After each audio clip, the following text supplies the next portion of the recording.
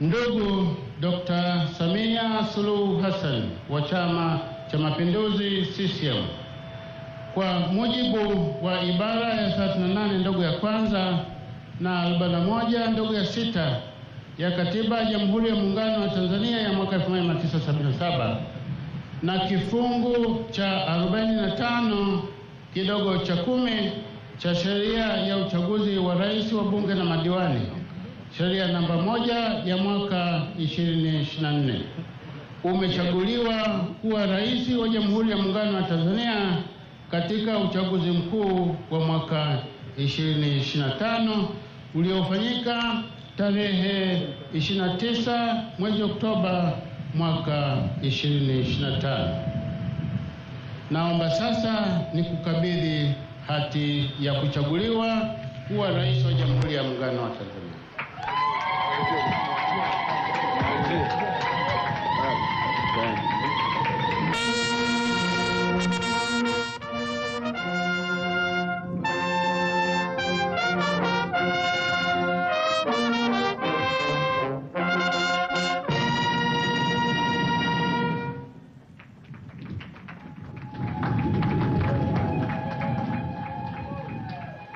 Hati ya kuchaguliwa kuwa makamu wa rais wa Jamhuri ya Muungano wa Tanzania.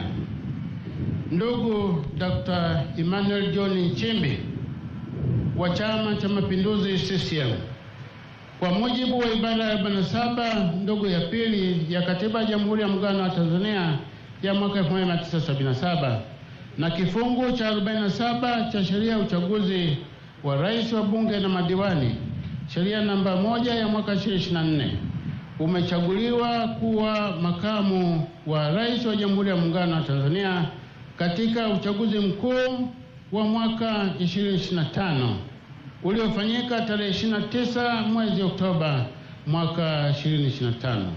Naomba sasa nikukabidhi hati ya kuchaguliwa kuwa makamu wa rais wa Jamhuri ya Muungano wa Tanzania.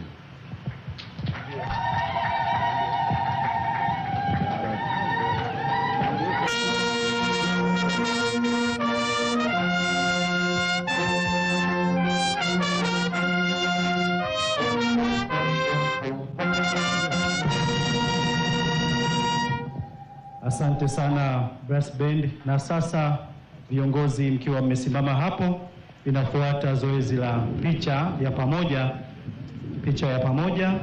Kwanza Mheshimiwa Mwenyekiti wa Tume Huru ya Taifa ya Uchaguzi pamoja na viongozi wateule, Mheshimiwa Rais mteule wa Jamhuri ya Muungano wa Tanzania pamoja na Mheshimiwa Makamu wa Rais mteule wa Jamhuri ya Muungano wa Tanzania na Mwenyekiti wa Tume Huru ya Taifa ya Uchaguzi.